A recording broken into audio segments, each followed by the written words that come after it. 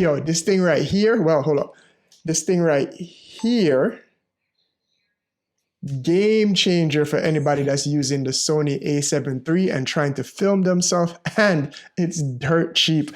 Let's get into it.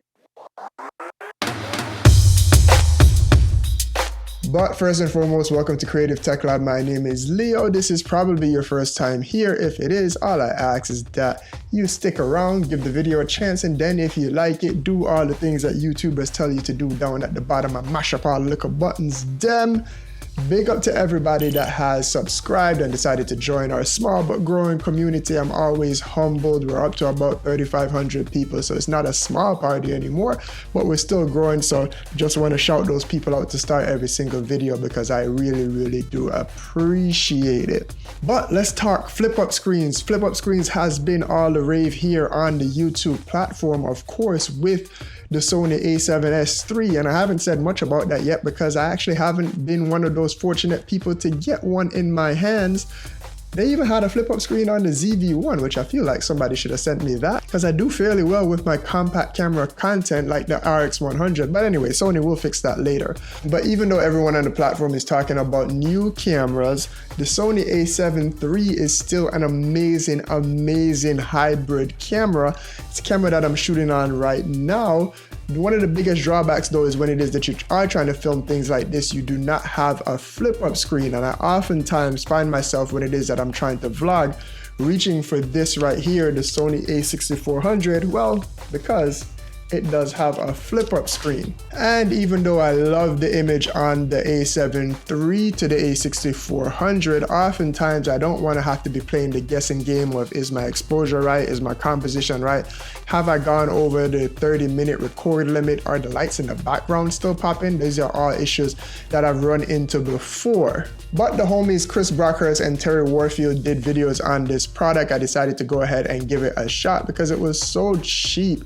The barrier to entry was so low, I figured it would not be a big deal even if I didn't like it, but I do like it. And the design is super simple. Build quality wise, it is made out of plastic, but it feels sturdier than you would think at this given price point. And the way it works, again, super simple. There's a mirror at an angle here. You angle your screen up and then voila, you can see what you need to see on the screen. In terms of real world use, you can't see every single thing that is on your LCD screen there.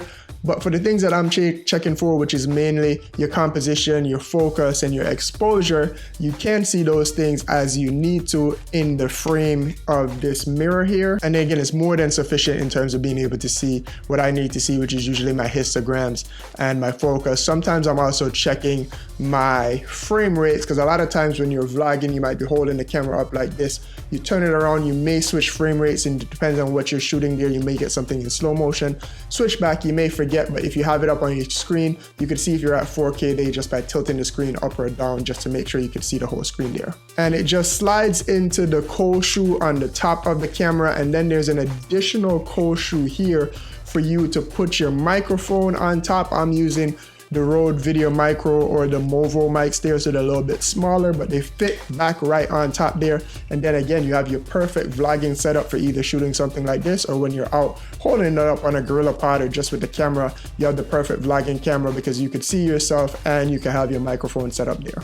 And then yeah, there is not much more to say about this setup aside from that if you have an a7 III, this is a no-brainer. Even if you have a monitor that you like to use for stuff like this, when it is that you're out and about, you don't always want to have to be thinking about charging another device or setting up another device there. This right here is just something, it's just a mirror. You stick it onto the camera, you stick the microphone on top of that, you could see yourself, you're good to go and vlog away. No batteries needed, no extra setup, all of that stuff there. So I think just on simplicity and price point, it's a no-brainer if you have an a7 III camera. Or any other Sony camera that needs a flip-up screen for that matter, the old a6500s and such. Anyway, that's that. I just thought I would share it here with my audience here and give my perspective on it and just let people know that it for sure works. Links down below if you want to go ahead and pick one up. Those are affiliate links, and that helps the channels out just to give me a little bit of kickback to keep making these videos at no extra cost to yourself. So big up if you do decide to use those links. And then of course, if this video helped you out in any way, shape or form, go ahead, mash up the buttons them down below. Hit the subscribe button, hit the notification button. We have a ton more stuff coming on Sony content, bunch of lens reviews, as well as, of course, in a few weeks, hopefully my a7S III should be here, and we're going to shoot everything around that as well too, just to give you a real world use of somebody that's actually using it.